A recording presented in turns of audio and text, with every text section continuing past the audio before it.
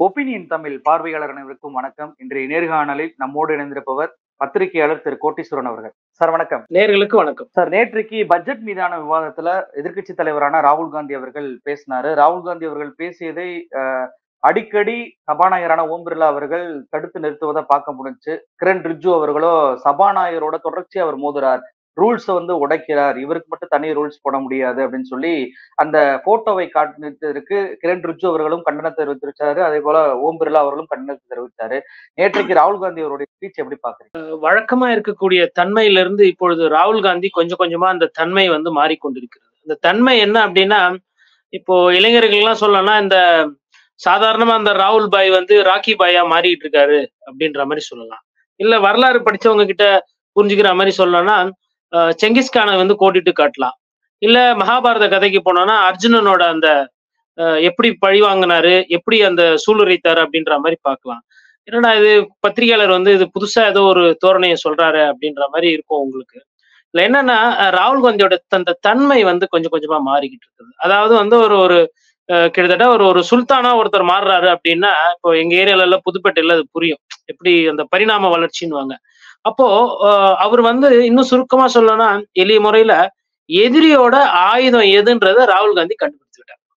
எதிரியோட ஆயுதத்தை கண்டுபிடிக்கிற வரலாம் தான் உங்களுக்கு நீங்க ஒரு ஒரு வீரியம் இல்லாத ஒரு தலைவராவோ, இல்ல உங்களால எதிர்கட்சியா நீங்க அவங்கள தாக்குதல் பண்ண முடியாத ஒரு சூழ்நிலையில இருப்பீங்க. இப்ப ராகுல் காந்தியை பொறுத்தவரையிலும் பாரதிய ஜனதா கட்சியோட வியூகம் என்ன, அவங்களோட ஆயுதம் என்ன, இந்த இரண்டுமே இன்னைக்கு அத்துப்படி ஆகிவிட்டது. என்ன ஒண்ணு, ராகுல் காந்தி அவர்கள் கொடுத்த நாட்கள் வருடங்கள் தான் அதற்கு அதிகம்.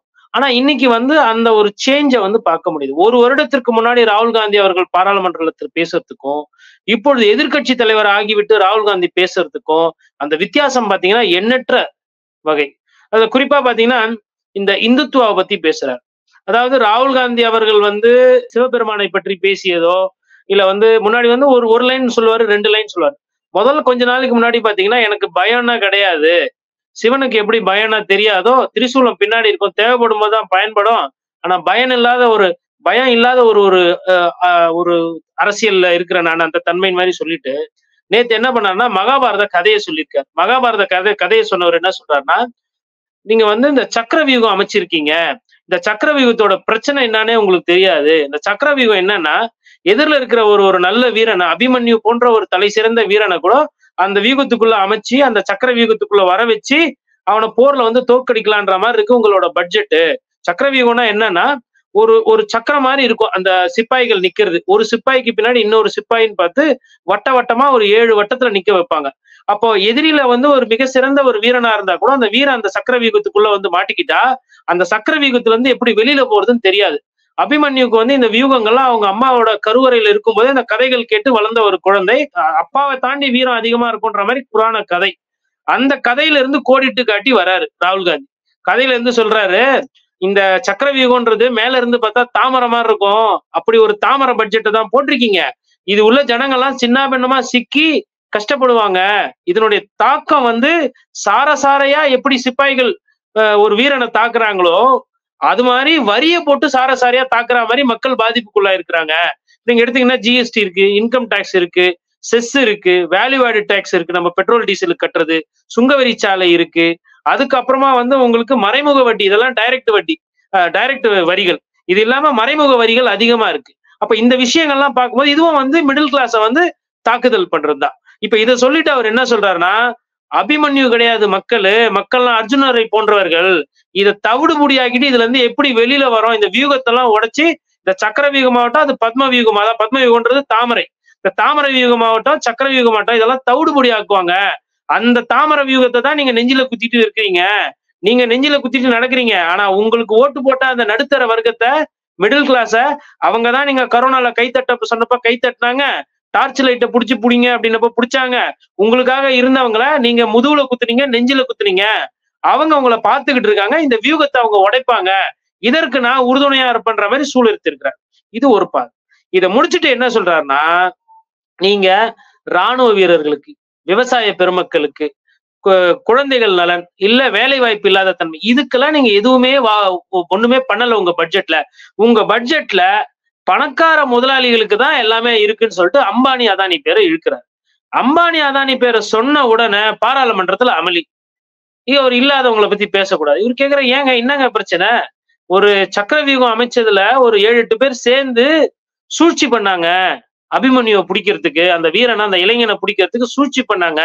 அந்த சூழ்ச்சிக்காரர்கள் எப்படி ஒரு 7-6 பேர் இருந்தாங்களோ அதே மாதிரி இன்னைக்கு ஒரு 6-7 பேர் இருந்தாங்கன்னு சொல்லிட்டு ஆரம்பிக்கிறாரு பிரதமர் மோடி, அமித்ஷா அப்படின்னு சொல்லிக்கிட்டே வரும்போது, இந்த வியாபாரிகளோட பேரை சொல்லும் போது சபாநாயகர் என்ன பண்றாரு, அவையில இல்லாதவங்களை பத்தி பேசக்கூடாது அப்படின்றாரு.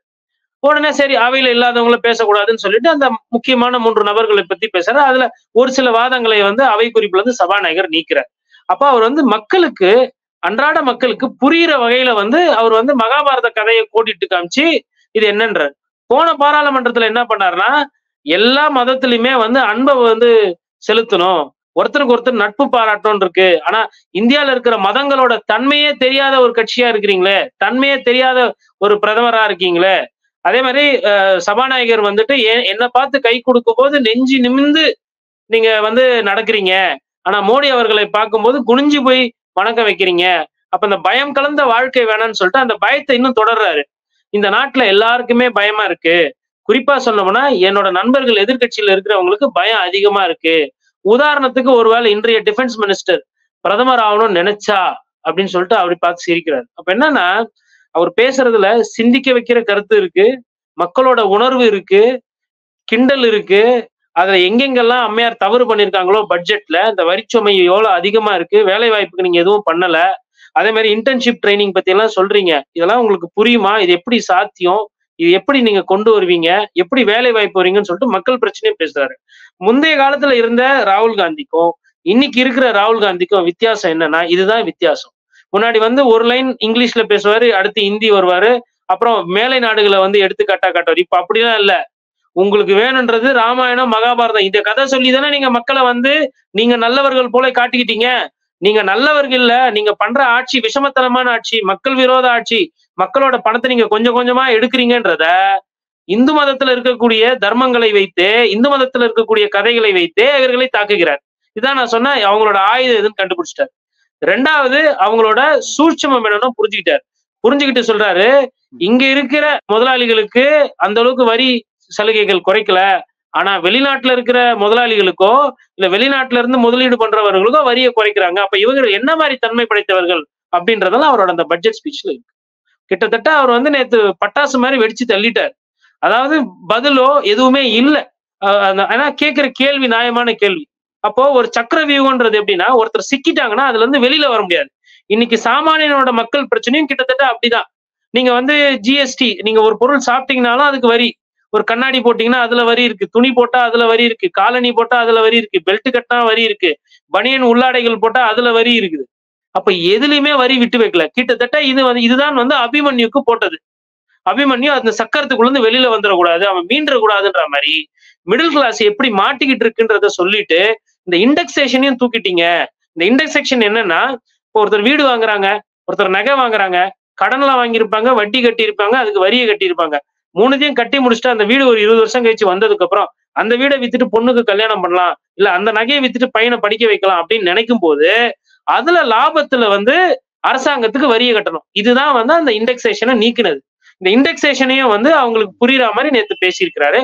மக்கள் வயிற்றுல நீங்க அடிச்சிட்டீங்க, முதுகுல குத்திட்டீங்க, மக்கள் உங்களை பார்த்துக்கிட்டு இருக்காங்கன்றத நாட்டு மக்களுக்கு நேத்து புரியும்படி பேசியிருக்கிறார். பட்ஜெட்ல அறிவிப்பு மட்டுமல்ல, பட்ஜெட் தயாரிக்கும் போது கூட ஆதிவாசியோ எஸ்சி எஸ்டியோ அதே போல ஓபிசியோ சேர்க்கவே இல்லை, மைனாரிட்டியும் சேர்க்கவே இல்லை அப்படின்னு சொல்லிட்டு ஒரு புகைப்படத்தை ராகுல் காந்தி காண்பித்தார். அந்த புகைப்படத்தை காமினே சீதாராமன் நகைப்புக்குரிய வகையில சிரிப்பதையும் பார்க்க முடிஞ்சு.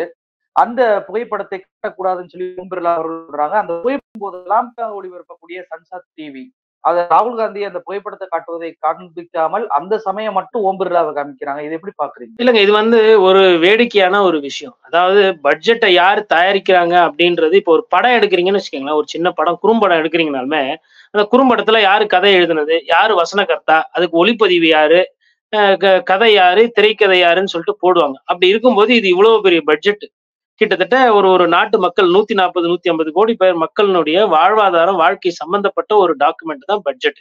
எவ்வளவு செலவு பண்ண போறோம் மக்களுக்குன்ற அந்த ஒரு கணக்கு வழக்கை யாரு தயார் பண்ணாங்கன்னு சொல்றதுல அந்த ராகுல் காந்தி அவர்கள் படத்தை காட்டுறாரு. நீங்க பாருங்க மக்களே, நீங்கலாம் வந்து பட்ஜெட்ன்னு சொல்றீங்கல்ல, அந்த பட்ஜெட்ட தயாரினவங்க இவங்க தான். அந்த அல்வா குடுத்தாங்க இல்லைங்களா? மொத்தமா அந்த பட்ஜெட்டுக்கு தயாரிக்கிறதுக்கு முன்னாடி அல்வா கிண்டுற ஒரு நிகழ்வு நடக்கும் டெல்லியில. அந்த அல்வாவ கிண்டுனவங்க இவங்க தான். நாட்டு மக்களுக்கு இவங்க தான் அல்வா குடுக்குறாங்கன்ட்டு கோடிட்டு காட்டுறாரு. ஏன்னா, மக்களுக்கு இந்த பட்ஜெட்டை பார்த்துட்டு பாஜகவுக்கு ஓட்டு போட்டவர்களே இன்னைக்கு பாஜகவை விமர்சனம் பண்ற அளவுக்கு தான் இருக்கு பட்ஜெட். அதனால தான் அம்மையார் நிர்மலா சீதாராமன் என்ன பண்றாங்க, சமூக வலைதளங்கள் எல்லாம் யார் யாரெல்லாம் அது ஒரு ஒரு இன்ஃப்ளூயன்சர்ஸா இருக்கிறாங்களோ அவங்களெல்லாம் கூப்பிட்டு இந்த பட்ஜெட்ல நல்லது இருக்கு, அது இருக்கு, இது இருக்குன்னு சொல்லிட்டு நீங்க இத பிரச்சாரம் பண்ணுங்க அப்படின்னு சொல்லிட்டு டெல்லியில வேலைய ஆரம்பிச்சிருக்காங்க. அப்ப மக்களுக்கு வந்து ஒரு கொந்தளிப்பு இருக்கு. இந்த கொந்தளிப்புக்கு காரணமானவர்கள் இவர்கள் தான். இவர்கள் தான் இந்த பட்ஜெட்ட வந்து மக்களுக்கு ஒரு ஒரு வாழ்வாதாரத்தை மேம்படுத்த விடாமல் மக்களை மேலும் வரிச்சுமையில போய் தள்ளுகின்ற ஒரு பட்ஜெட்டை உருவாக்கிய டீம் இதுதான். அந்த 7 பேர் இந்த 7 பேர் தான், அந்த 10 பேர் இந்த 10 பேர் தான் ஒரு புகைப்படத்தை காட்டுறாரு. அவர் காட்டினது வந்து ஒரு தேசத்துக்கு எதிரான செயல் அல்ல. இந்த நாட்டுல இருக்க தலைமை பொறுப்புல இருக்கக்கூடிய முக்கிய அதிகாரிகள், அமைச்சர் பெருமக்கள் இவர்களோட புகைப்படத்தை தான் காட்டினாரு. இதுல ஆபாசம் இல்ல, இதுல ஒளிவு மறைவு இல்ல, இதுல தவறான செய்தி இல்ல. இப்படி ஒரு நியாயமான ஒரு விஷயத்த ஒரு எதிர்க்கட்சி தலைவரால பாராளுமன்றத்துல காட்ட முடியலன்னா இது என்ன விதமான அவை, இது என்ன விதமான விவாதம்ன்றது எனக்கு புரியல. இதுதான் வந்து ஜனநாயகத்துக்கு எதிரானது. உண்மைக்கு அதாவது அவையில இருக்காதவங்களை பத்தி பேசக்கூடாதுன்னு சொல்லிட்டு ஐயா அம்பானி பத்தியும் அதானி பத்தியும் பேசக்கூடாதுன்னு சொல்லிட்டு நீங்க முன் அனுமதி இல்லாம பேசக்கூடாதுன்னு சொல்லிட்டு ஒரு சட்டத்தை சொல்லி நிறுத்துறீங்க. அடுத்து என்ன பண்றீங்கன்னா, போன முறையும் அப்படிதான் சிவபெருமான் படம் காட்டும் போது நீங்க அவையில படம் காட்டுறதுன்னா அதான் நீங்க சொல்லணும், நீங்க காட்டிட்டு தான் காட்டணும்ன்றாங்க. நான் என்ன கேட்கிறேன்னா, பரிணாம வளர்ச்சியை பத்தி பேசுறோம், சட்ட திருத்தங்களை பத்தி பேசுறோம். ஒரு துப்பாக்கி எடுத்துட்டு வராங்க, இல்ல ஒரு கையெறி குண்டு, இல்ல ஒரு பெட்ரோல் குண்டு, இல்ல ஒரு கத்தி கபடா வந்து பாராளுமன்றத்துக்குள்ள எடுத்துட்டு வராங்கன்னா அது சட்டம் ஒழுங்கு பிரச்சனை. அந்த நபர் வந்து உள்ளே அனுமதிக்கப்படக்கூடாது. புஸ்தகங்கள் எடுத்துட்டு வர்றதோ, பத்திரிகை செய்திகள் காட்டுவதோ, புகைப்படம் காட்டுவதோ, இல்ல ஒரு டாக்குமெண்ட்டை காட்டுறதுன்றது எந்த விதத்துல வந்து அது அவைக்கு குந்தகம் விளைவிக்கும்னு எனக்கு புரியல. என்னென்னமோ அதாவது பர்மிஷனே வாங்காம என்னென்னமோ தவறுகள் நடக்குது. அப்படி ஒரு புகைப்படத்தை காட்டும் போது நீங்க அதை காட்டக்கூடாது, அதை அவை குறிப்புல இருந்து நீக்குவேன் அப்படின்றது இது என்ன விதமான புரிதல்? அதே மாதிரி அந்த டிவியை பொறுத்தவரையிலும் பாத்தீங்கன்னா, ராகுல் காந்தி நல்ல பாயிண்ட்களை பேசும்போதோ அந்த சைட்ல இருக்கிறவங்க கை தட்டுறதோ இல்ல அவங்க வந்து அதை வந்து ஒரு ஒரு ஒரு ஆரவாரமா ஏத்துக்கிறத காட்டுறதே கிடையாது. மிச்ச நேரம் ஓம் பிர்லா அவர்கள் மீதுதான் முழு நேரமும் வந்து அந்த தொலைக்காட்சி வந்து காட்டப்படுகிறது. அப்ப இதெல்லாம் வந்து ஆட்சி அதிகாரம் உங்க கையில இருக்குன்றதாலும், சபாநாயகர் உங்க பேச்சை கேட்கறதுனாலும் இது கிட்டத்தட்ட ஒரு சர்வாதிகாரான போக்கு. அவர் வந்து எதிர்கட்சி தலைவர். அவரு பேசுறது பட்ஜெட்டை பத்தி பேசுறாரு. பட்ஜெட்ல இருக்கிற வரிச்சுமை பத்தி பேசுறாரு. வரியை கட்டுறது மக்கள். அப்ப மக்கள் பிரச்சனையை பேசுறாருன்றதான் அதற்கு பொருள். ராகுல் இஸ் ஸ்பீக்கிங் பப்ளிக் இஷ்யூ. அது பட்ஜெட்ல பேசுறாரு. அப்ப பேசும்போது அவர் தரவுகளை காட்டும் போதோ இல்ல புகைப்படங்களை காட்டும் போது நீங்க வந்து தடை பண்றீங்க. அவருக்கு கொடுக்குற நேரம் கொஞ்சம். நம்மளே பேசும்போது ஒரு 2-3 வாட்டி இடைமறிக்கிறோம் அப்படின்னும் போது நமக்கு வந்து என்ன சொல்ல வருமோ அந்த கருத்து வந்து அந்த கருத்துல இருந்து தள்ளி போயிடுவோம். இல்ல அதை கடந்து போயிடும், மறந்து போயிடும். இது மனிதர்களுக்கு இயல்பா இருக்கக்கூடிய ஒரு விஷயம். அப்ப தொடர்ந்து எதிர்கட்சிகள் எல்லாம் இதை ராகுல் காந்தி பேசும்போது நீங்க பண்றீங்கன்னா, அப்ப உங்க நோக்கம் வந்து ராகுல் காந்தி பேசுவது பாராளுமன்றத்துல வரக்கூடாது. அப்படி மீறி பாராளுமன்றத்துல வந்தாலும் அங்க இருக்கிற பத்திரிகையாளர்கள் கவனத்துக்கு போகக்கூடாது. அப்படி பத்திரிகையாளர்கள் கவனத்துக்கு போனாலும் அதை அவை குறிப்புல இருந்து நீக்கிடணும். அப்ப உங்களோட நோக்கம் என்ன? நீங்க மக்கள் பிரச்சனை பேச தயாரா இல்ல. குறிப்பா சொல்லணும்னா விவசாயிகளோட அந்த கொள்முதலுக்கு உண்டான அந்த தொகையை பத்தி பேசுறாரு. மினிமம் செல்லிங் பிரைஸ் பத்தி கேட்கிறார், கேரண்டியை பத்தி கேட்கிறார். அதை லீகலா சட்டப்படி எங்களுக்கு வந்து அதுக்கு வந்து நீங்க முக்கியத்துவம் கொடுக்குது, அதை வந்து ஒரு ஒரு உரிமையா மாத்தணும்ன்றதுதான் விவசாயிகளோட கோரிக்கை. அந்த விஷயத்த பேசும்போது கூட இதே நடவடிக்கை. அவரை வந்து கூச்சல் குழப்பம். ஏன் விவசாயிகள் பிரச்சனை ராகுல் காந்தி பேசக்கூடாதா? பாராளுமன்ற உறுப்பினர் பேசலாமா? பேசலாம். எதிர்கட்சி தலைவர் பேசலாமா? பேசலாம். எங்க பேசலாம்? பாராளுமன்றத்துல பேசலாம்னா பேசலாம். நீங்க தான் சொன்னீங்க அவை நல்லா நடக்கணும், அவையில ஆக்கப்பூர்வமான கருத்துக்கள் இருந்தா அதை வரவேற்கும் அப்படின்லாம் பேசுனீங்க. அப்ப அதெல்லாம் பூரா வந்து ஒரு நாடகத்துக்காக மேம்போக்கா சொல்லப்பட்ட கருத்தா? அதுல உண்மைத்தன்மை இல்லையா? உங்களை சார்ந்தவர்கள் பாராட்டுறாங்க பேசுறாங்கன்னா அவங்களுக்கு மணிக்கணக்கா நேரம் கொடுக்குறீங்க. எதிர்கட்சிகள்ல இருக்கிறவங்க பேசுறாங்கன்னா அவங்கள வந்து கோவத்தை அது கல்யாண் பானர்ஜி அவர்கள் வந்து ஒரு லெவலுக்கு மேல அபிஷேக் பானர்ஜி பேசும்போது இவங்க இடையூறு பண்ணி சூப் அப்படின்னு கத்த ஆரம்பிச்சிட்டாரு. வாயை மூடுறீங்களா இல்லையா அப்படின்ற அளவுக்கு கத்த ஆரம்பிச்சிட்டாரு. ஏன்னா அவங்களுக்கு அவங்க கஷ்டப்பட்டு ராபகலா ஒரு சில பாயிண்ட்டுகள் ஒரு சில தரவுகளை எழுதி வச்சிருக்கிறாங்க. மக்களோட உணர்வுகளை அங்க பிரதிபலிக்கணும்ன்றது அவங்களோட எண்ணோட்டம். அந்த எண்ணோட்டத்துக்கு குறுக்க வரும்போது அந்த கோவம். அப்போ இது ஒரு அமைதியா வளமா ஒரு ஆக்கப்பூர்வமா நடக்க வேண்டிய ஒரு பாராளுமன்றத்தை அரசியல் ரீதியா பிளவுபடுத்தி அங்க வந்து ஒரு ஒரு என்ன சொல்றது, நாங்க நினைக்கிறதா நடக்கும், நீங்க நினைக்கிற மாதிரி எல்லாம் பேச முடியாது, கொல்ல முடியாதுன்ற மாதிரி அந்த பெரிய பெரிய மனப்பான்மையிலே இருந்து அவங்க இந்த சபையை நடக்கிறாங்க. அதுதான் ஐயா சபாநாயகரோட அந்த நடவடிக்கைகள் காட்டுகிறது. ராகுல் காந்தி பேசும்போது மோடி அவர்கள் அவையில் இல்லாததும் ஒரு மிகப்பெரிய ஒரு பேசுபொருளா மாறுச்சு. தொடர்ச்சியாக ராகுல் காந்தி பேசும்போது மோடி அவையில் இருக்க மாட்டுகிறார் என்பதையும் ராகுல் சுட்டிக்காட்டியிருந்தார்.